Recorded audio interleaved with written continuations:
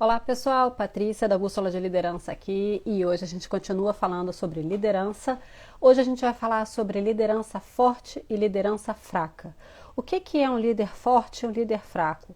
O que compõe, quais são as características que compõem um líder forte e um líder fraco?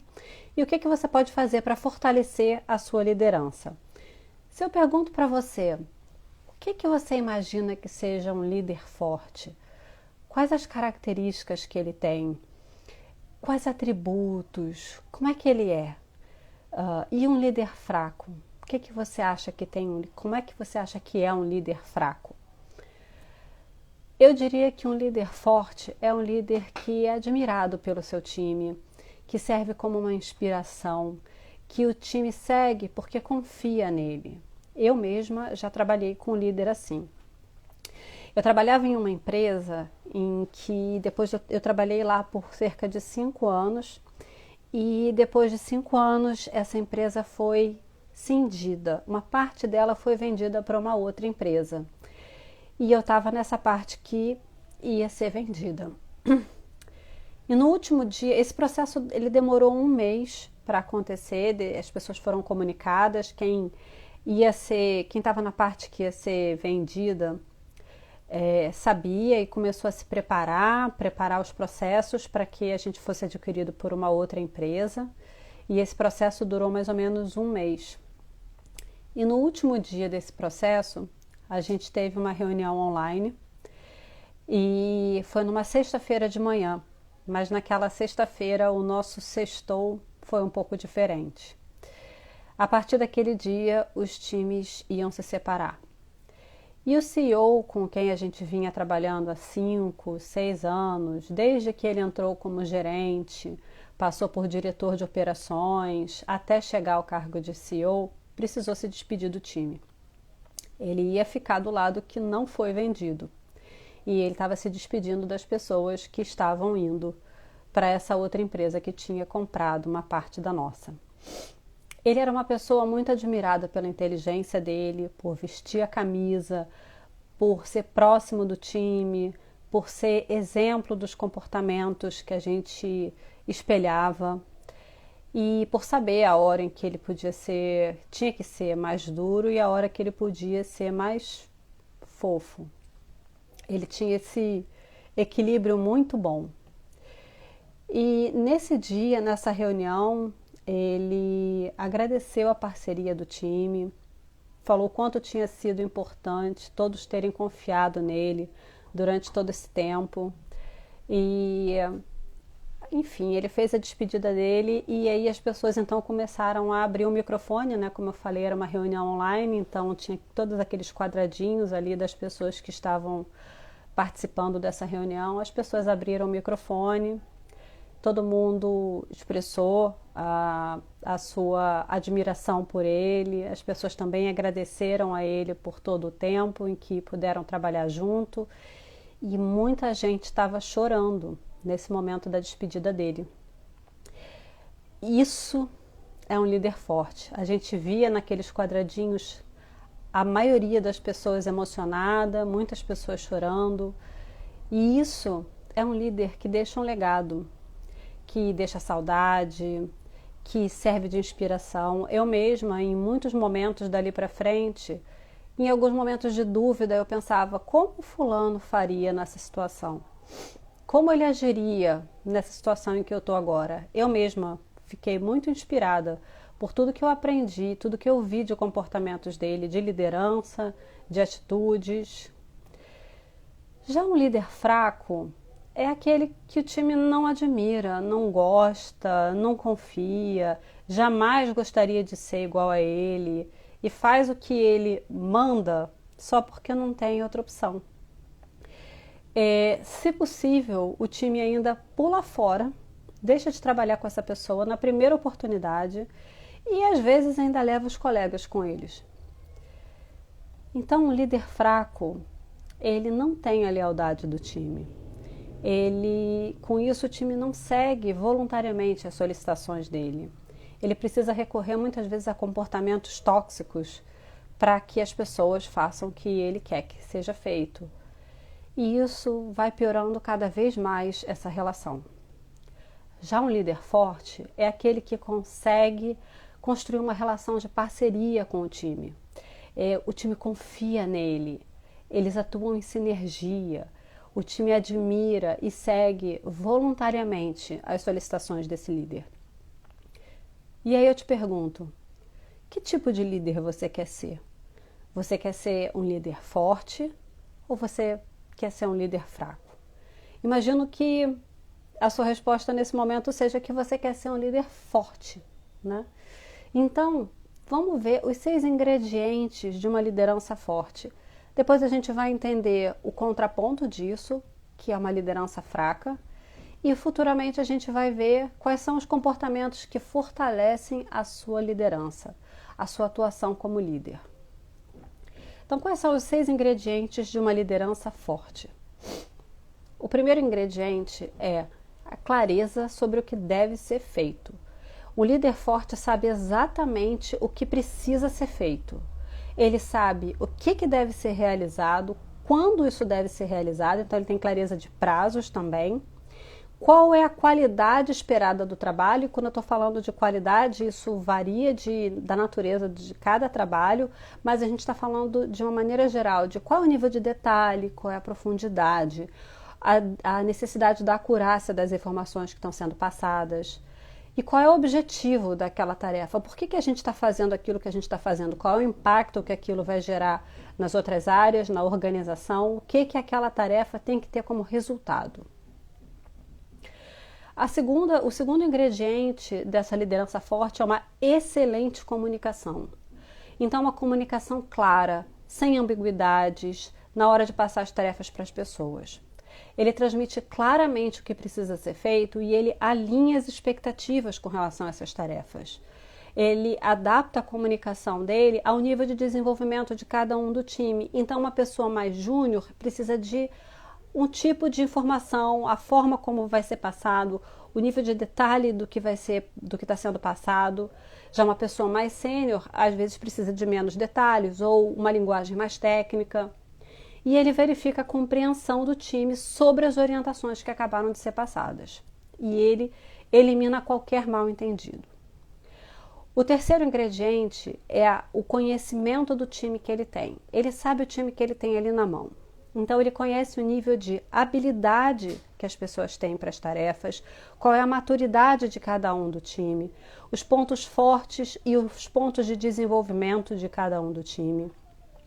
Ele sabe atribuir as tarefas certas para as pessoas certas e ele consegue fazer um direcionamento condizente com o nível de cada um. Então, ele precisa ser mais diretivo com quem precisa de mais diretividade. Então, pessoas mais juniores normalmente precisam de maior direcionamento, maior diretividade na informação. E as pessoas mais sêniores, elas às vezes precisam de menos diretividade. É para fazer isso e não precisa ficar explicando como vai ser feito, entrando muito no detalhe. Mas apoio para quem precisa de apoio, do tipo, você consegue, vamos lá, vou estar te apoiando, vou estar aqui do seu lado. E mais autonomia para quem pega o trabalho e vai fazer. O nível de controle também é de acordo com cada um do time. Então, os níveis, a pessoa que tem menor maturidade precisa de mais controle. E a pessoa que tem maior maturidade precisa de menos controle. Como já foi feito, como está sendo feito. Isso vai variar de acordo com o nível de maturidade para as tarefas e maturidade emocional de cada um do time. E aí eu vou dar um exemplo que aconteceu comigo, sobre conhecer o time, conhecer as características de cada um, os pontos fortes e os pontos a desenvolverem de cada um.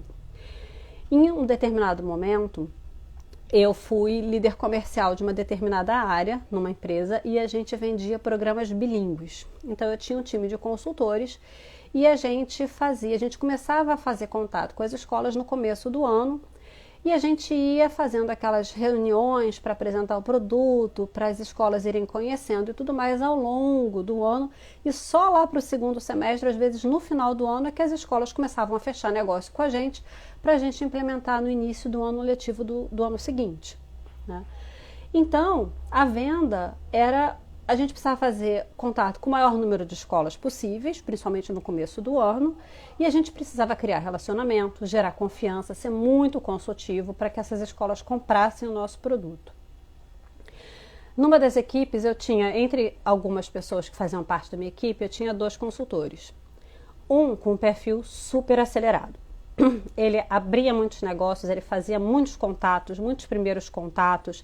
Ele gostava de metas. Se a gente lançasse um desafio, olha, precisa marcar X reuniões. Ele não descansava até ele conseguir marcar todas aquelas reuniões que a gente passava para ele.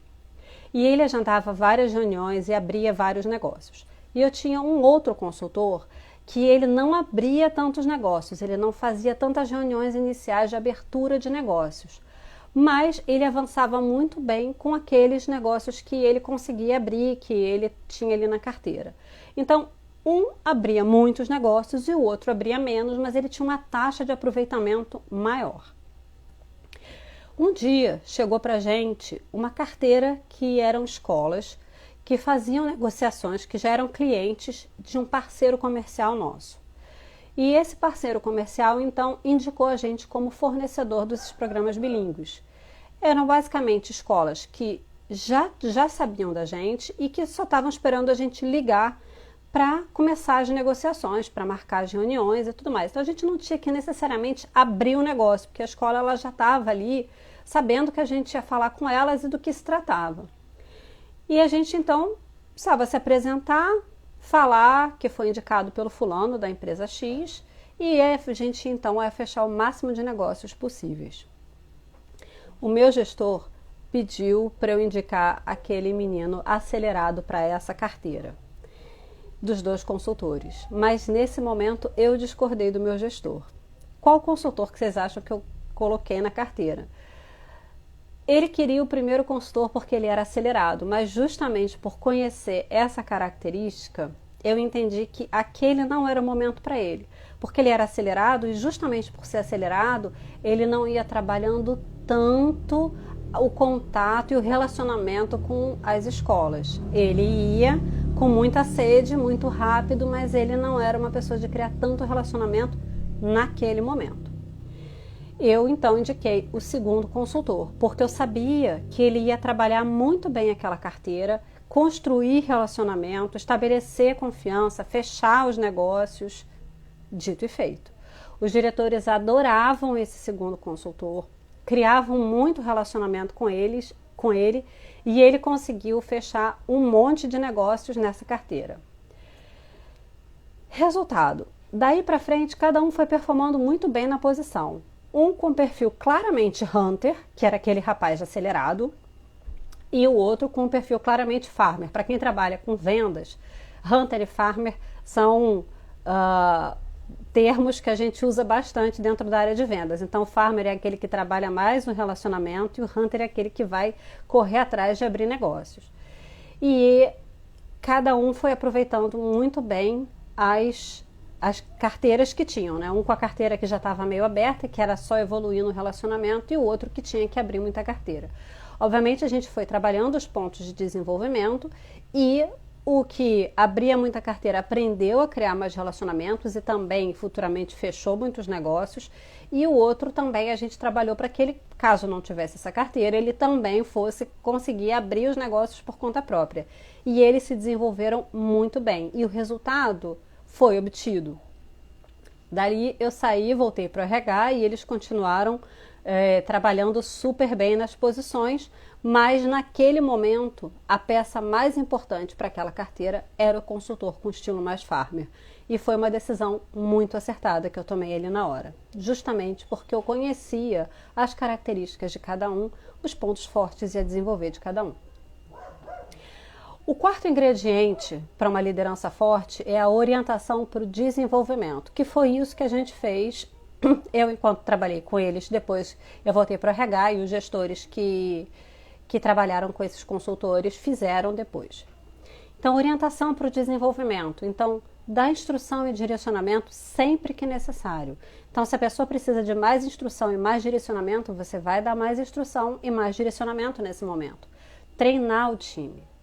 acompanhar a execução das tarefas. Então, eu muitas vezes acompanhei os dois em reuniões para acompanhar como eles estavam conduzindo essas reuniões, acompanhar a execução da tarefa, dar feedback para o desenvolvimento e ensinar o time sobre conhecimentos valiosos. Então, dando um outro exemplo, em um outro momento, quando eu estava no RH, eu trabalhei com uma diretora que ela parava uma vez por mês e ela dava uma aula para o time sobre temas relacionados ao RH, que não necessariamente a gente ia aplicar ali na hora, mas que ia ampliar muito a nossa forma de enxergar e performar no que a gente fazia dali para frente num médio prazo.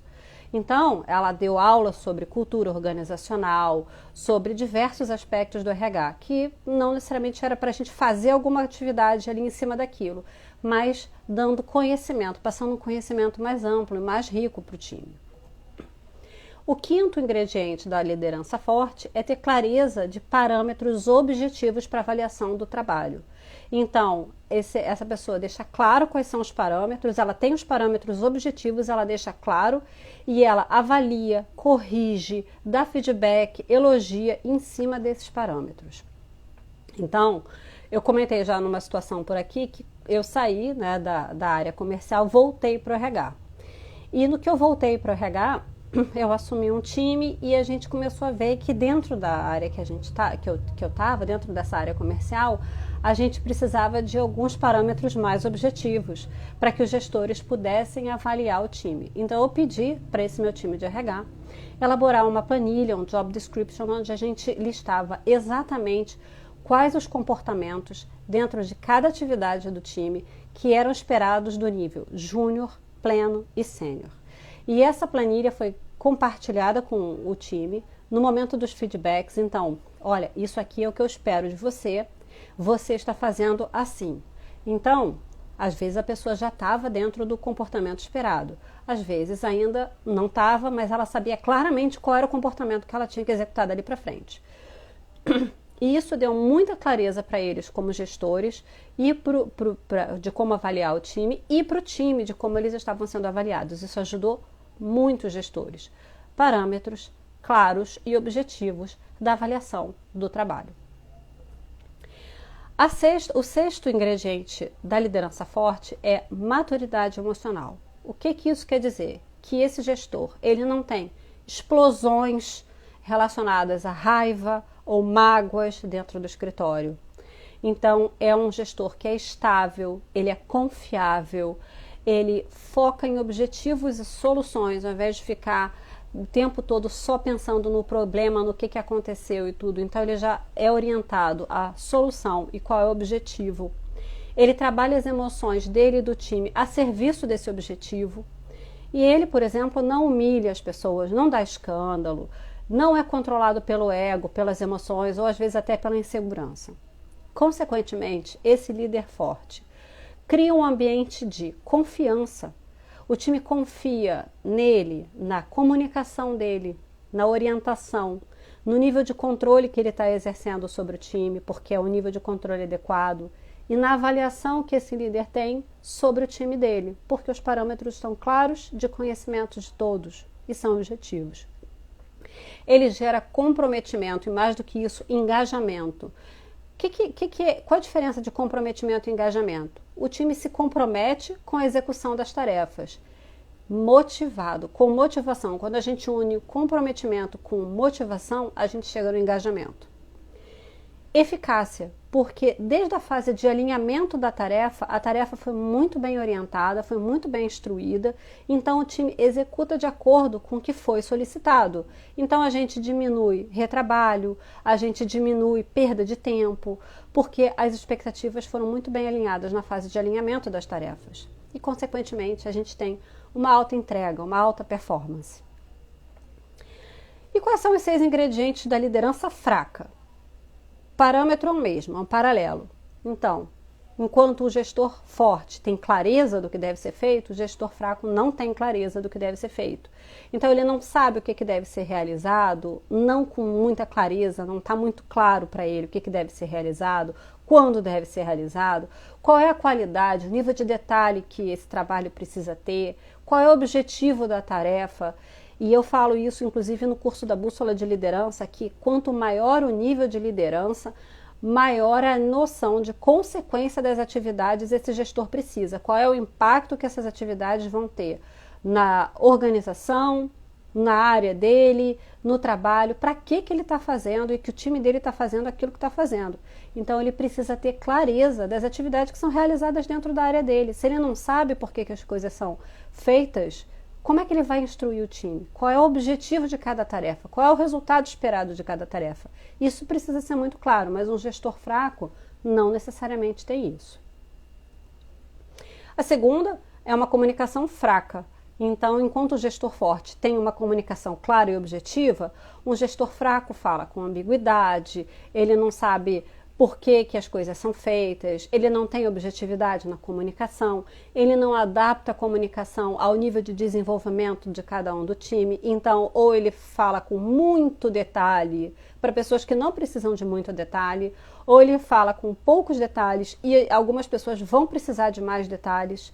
Então, ele não adapta a comunicação, ele nivela todo mundo por uma régua só e ele faz uma comunicação igual para todo mundo. E ele não verifica a compreensão do time sobre as orientações e ele abre espaço para mal-entendidos. E isso pode acontecer muitas vezes até por insegurança, porque esse gestor, se der algum problema ali na frente, ele vai falar, não, mas não foi bem isso que eu falei, não foi bem isso que eu solicitei. Quando, se ele tiver deixado claro desde o primeiro momento e der algum problema, ele precisa se responsabilizar pela comunicação que ele fez. Então, muitas vezes, na insegurança, no medo de se responsabilizar pela comunicação e pelas solicitações que ele fez, ele deixa espaço para ambiguidade. E aí, se o time faz uma coisa que está errada, a falha foi de quem não entendeu. O terceiro ingrediente é que ele não conhece o time. Então, ele não conhece o nível de habilidade e de maturidade de cada um do time, ele não sabe os pontos fortes a desenvolver de cada um, não tem critério para atribuir as tarefas. É muito importante que um gestor tenha critérios na hora de atribuir as tarefas. Ele pode atribuir tarefas para as pessoas que não são as melhores para executarem aquela tarefa. E ele não realiza o controle do trabalho de acordo com a maturidade. Então, se ele não sabe qual é o nível de maturidade, ou ele cai num microgerenciamento, que é muito chato você ser microgerenciado, principalmente quando você não precisa, quando você tem maturidade para fazer as coisas com mais autonomia. O microgerenciamento passa uma ideia de falta de confiança no seu trabalho, ou ele acaba deixando o time muito solto. Pessoas que precisariam de mais apoio, mais direcionamento, não têm esse direcionamento porque ele nivelou todo mundo da mesma forma e ele está controlando todo mundo da mesma forma. Os júniores, os plenos e os sêniores, todos com a mesma régua. Ele usa coerção e punição como forma de exercer autoridade. Então, ele dá ordens, isso é uma ordem. Isso é coerção, isso não é liderança. Ele usa coerção. Ele procura culpados e ele usa punição e ameaça e chantagem como forma de evitar os erros. Então, ao invés dele trabalhar o desenvolvimento e a orientação, ele trabalha com chantagem, punição e ameaça para evitar os erros. E eu também já trabalhei com chefe assim. A gente evita ficar falando mal, eu gosto de falar bem dos chefes, mas é porque às vezes parece que é ficção, mas não, existe gente assim. Então, pega mal, eu gosto de falar, né, eu adoro citar o exemplo desse CEO forte, né, de liderança forte que eu tive, mas a gente às vezes precisa dar o exemplo para que vocês tenham clareza. Então, eu trabalhei com um líder de empresa que, ao invés de focar na solução, ele ficava o tempo todo procurando os culpados e ameaçando demitir o time. Então, todo dia isso é uma ordem minha, eu quero que seja executado assim porque isso é uma ordem minha. Eu quero saber quem foi que fez isso e eu quero que essa pessoa seja demitida. Todo dia. Não é ficção. Isso realmente aconteceu. E acontece nas empresas. Talvez você já tenha trabalhado com alguém assim. Resultado: a galera não gostava do cara, né? Na primeira oportunidade as pessoas saíam e olha que ele pagava bem. Então a folha de pagamento era cara, mas isso não era suficiente para segurar as pessoas. As pessoas saíam, levavam os colegas, as pessoas adoeciam. E por que ele fazia isso? Porque ele não tinha muitas ferramentas de liderança e provavelmente ele nem tinha interesse em ter muitas ferramentas de liderança. E o quinto ingrediente de uma liderança fraca é falta justamente de parâmetros e objetivos para avaliação do time. O que isso causa? Isso causa uma avaliação subjetiva. Então, duas pessoas fazem tarefas equivalentes. Uma recebe parabéns e a outra não. Ou duas pessoas fazem tarefas equivalentes. Uma recebe uma mega bronca e a outra não. Então, é aquela coisa de 2 pesos e 2 medidas. Punições e elogios completamente descalibrados. E aí você tem a sensação de terem favoritos no time e pessoas que são preteridas ou perseguidas no time. Então, isso gera um ambiente muito desgastante. E, para completar, a imaturidade emocional é o sexto ingrediente de uma liderança fraca. Então, é a pessoa que tem explosões de raiva, de mágoa, dentro do escritório, dentro do ambiente corporativo, é uma pessoa instável. Na presença de problemas, essa pessoa se desestabiliza, grita com o time ou se isola, é refém do ego e das emoções e protagoniza cenas. Então, se você por acaso faz isso, eu queria que você parasse agora para refletir como você acha que as pessoas se sentem quando você faz isso. Consequentemente, um líder fraco é um líder que gera desconfiança e medo, porque as pessoas não confiam em pessoas instáveis, não conseguem confiar quando não tem parâmetros claros de avaliação. Então, é o tempo todo medo. Há uma desconexão do time com o trabalho, então a queda do comprometimento, queda de engajamento, as pessoas fazem só porque tem que fazer. A sensação de injustiça, de favoritismo, de perseguição, ineficácia, retrabalho, ou como as pessoas falam, uma palavra que eu acho estranhíssima, refação. Não sei se você já ouviu essa palavra, eu ouvi muito já. Ou seja, maior uso de recursos como pessoas, ferramentas, tempo, recursos financeiros, porque o time toda hora tem que refazer, porque a coisa não ficou bem explicada e não saiu muito bem como esperado, e aí toda hora tem que voltar e refazer a tarefa. Refazer tarefa porque a tarefa não foi bem alinhada é muito ruim. E, consequentemente, você tem uma queda na performance. Então, se por acaso você se identificou com alguns desses ingredientes de uma liderança fraca, eu sinto te informar que se você recorre a gritos, punições, ameaças, chantagem, coerção, você está deixando claro para todo mundo que está te vendo que você é um líder inseguro, que você não tem o seu time na mão. E você provavelmente está custando caro para a empresa onde você trabalha, porque as pessoas saem, você tem que voltar e treinar todo mundo que entra de novo. A empresa que tem um ambiente tóxico é uma empresa que tem que ter muito provavelmente uma folha de pagamento mais cara, porque ela precisa de mais pessoas e ela precisa pagar melhor para comprar a saúde mental das pessoas. E a sua carreira não vai deslanchar se você é um líder que age assim, a não ser que você esteja em uma empresa muito tóxica, que valorize a liderança tóxica.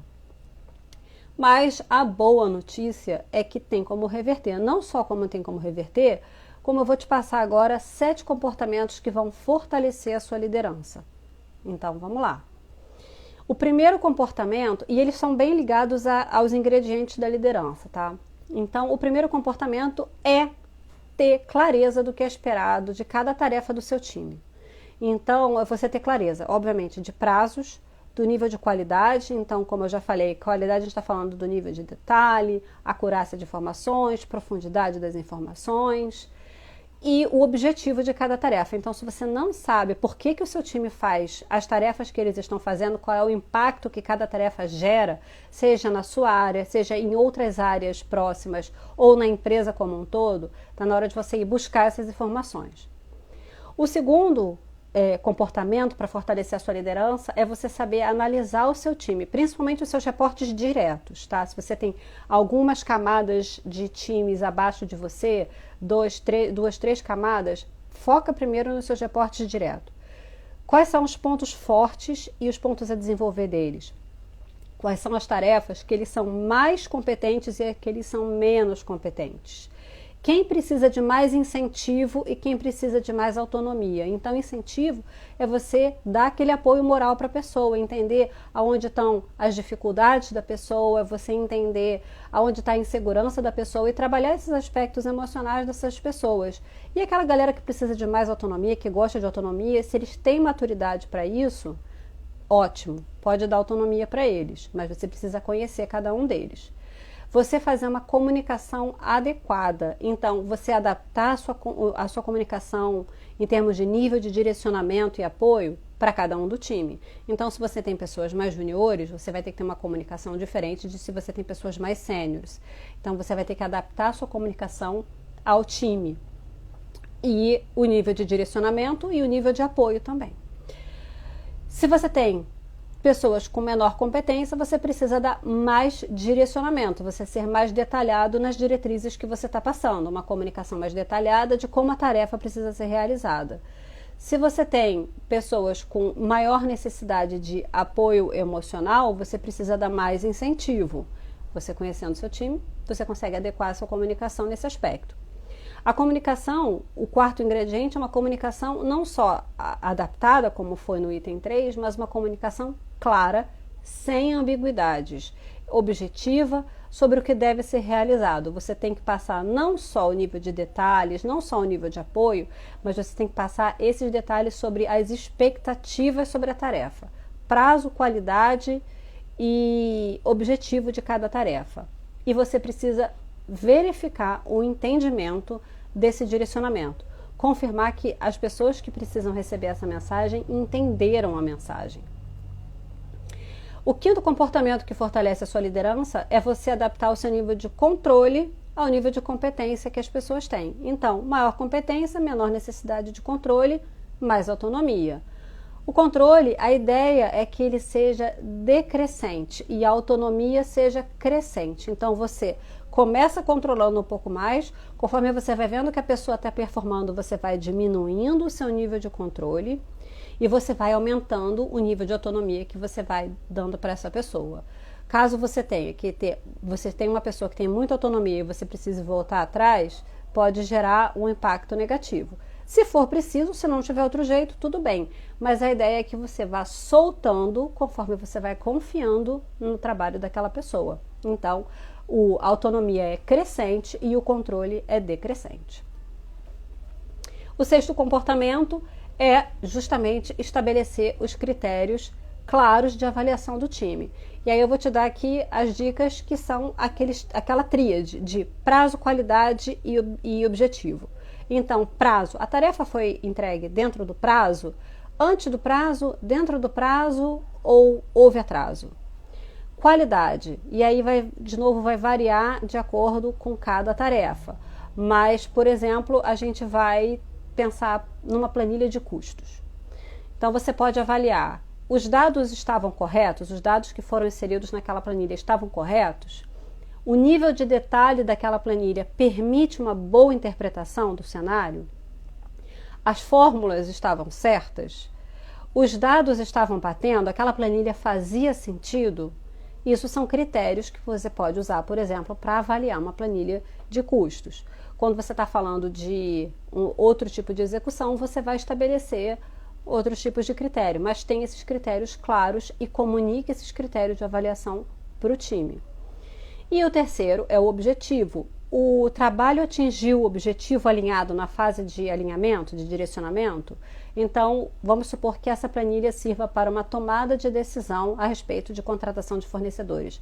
As pessoas conseguiram tomar a decisão com base nessa planilha? Ela serviu de insumo ou ela foi descartada por algum motivo? Então, esses são os critérios que você pode usar para avaliar o trabalho, deixando claro quais são os critérios para o seu time. Caso algum desses critérios não tenha sido atingido, primeira coisa que você precisa entender é se a sua comunicação lá na fase de alinhamento e direcionamento foi de fato, a comunicação foi clara. Ou se por acaso houve alguma ambiguidade, algum mal entendido. E aí você precisa corrigir essa ambiguidade. Mas não, se você entende que a mensagem foi completamente entendida, que o direcionamento foi completamente entendido e a falha foi numa falha de execução da pessoa que estava fazendo aquela tarefa, de repente você precisa trabalhar mais o desenvolvimento dessa pessoa. Então, como é que você consegue trabalhar o desenvolvimento das pessoas do seu time? Em traços gerais, você precisa, em primeiro lugar, de orientação, instruções e exemplo. Então, você vai orientar como essa tarefa precisa ser executada, você vai dar instrução de como essa tarefa vai ser executada e dar exemplos. Em segundo lugar, você vai trabalhar treinos e repetições. Então, essa pessoa vai ter que realizar essa tarefa algumas vezes para que ela internalize aquela habilidade. E aí você vai fazer o acompanhamento. Então, como é que está sendo a execução dessa tarefa? E aí você vai dar o feedback. Eu, por exemplo, sempre que tenho que treinar um time de recrutamento, eu paro com a pessoa de recrutamento e passo para ela o roteiro de entrevista. Então, você vai fazer essas perguntas. A gente precisa entender nessas perguntas quais são esses itens aqui que a gente está avaliando, itens de cultura da empresa, itens de habilidade técnica daquela pessoa que a gente está fazendo a entrevista. Então, eu passo o roteiro de entrevista. E aí, eu entro com essa pessoa em sala de entrevista e eu faço a entrevista na frente dela. Então, aqui eu passei o direcionamento e eu estou dando exemplo. Então, eu faço a entrevista na frente dela. E aí, depois da entrevista, eu pergunto: e aí, o que você achou? O que você conseguiu captar? Você anotou na tua planilha do teu roteiro de entrevista? O que você anotou? E aí, a gente troca informações. E aí, em seguida, depois que essa pessoa já acompanhou algumas entrevistas comigo, eu vou deixar essa pessoa conduzir as entrevistas e eu vou estar na sala observando. Então, ela vai treinar as entrevistas.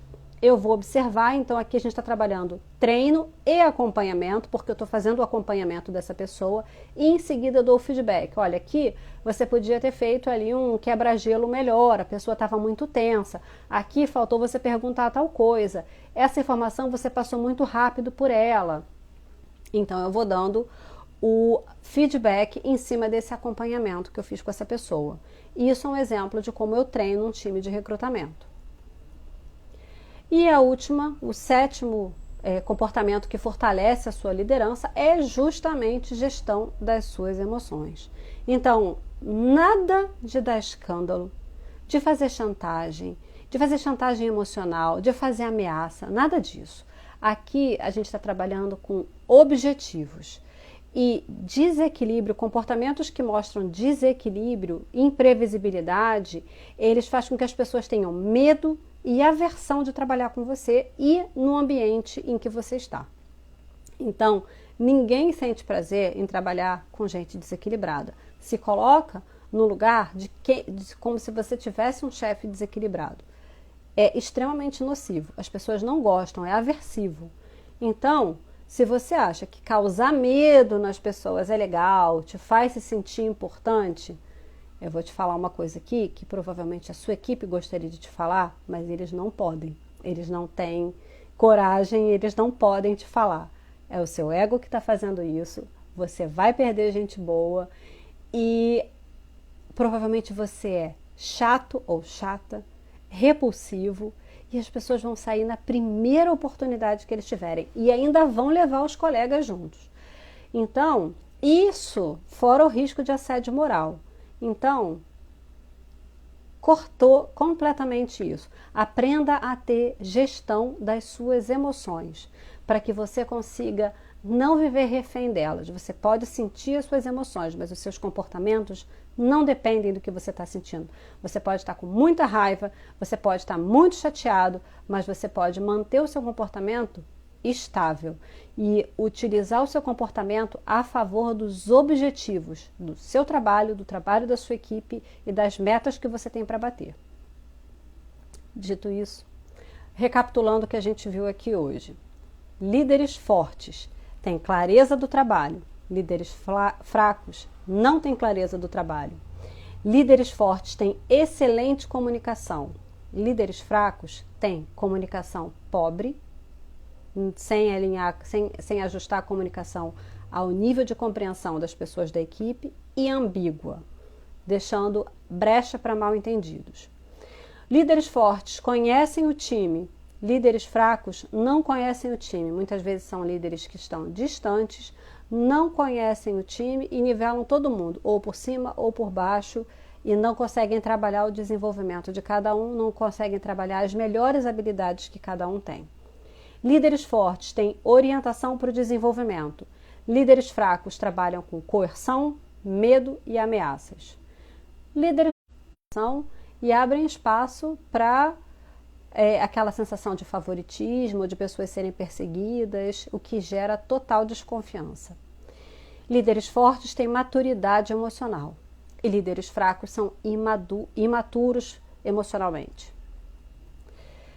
E, por último, os 7 passos para fortalecer a sua liderança: ter clareza do trabalho, analisar e conhecer bem o seu time, adaptar sua comunicação à maturidade do seu time, ter uma comunicação clara, sem ambiguidades. O nível de controle vai ser condizente com o nível de maturidade e competência do seu time. Os critérios de avaliação do trabalho precisam ser claros, objetivos e estarem à disposição do time para eles saberem como eles estão sendo avaliados. E maturidade emocional ou gestão das suas emoções. Esse foi o conteúdo de hoje. Se você já fez algum desses comportamentos tóxicos de líder fraco, me conta aqui. Se você precisa de ajuda, me fala. E se você está sendo um líder forte, se você tem comportamentos de líder forte, me conta aqui que eu também quero saber quais comportamentos de líderes fortes você tem. A gente se vê.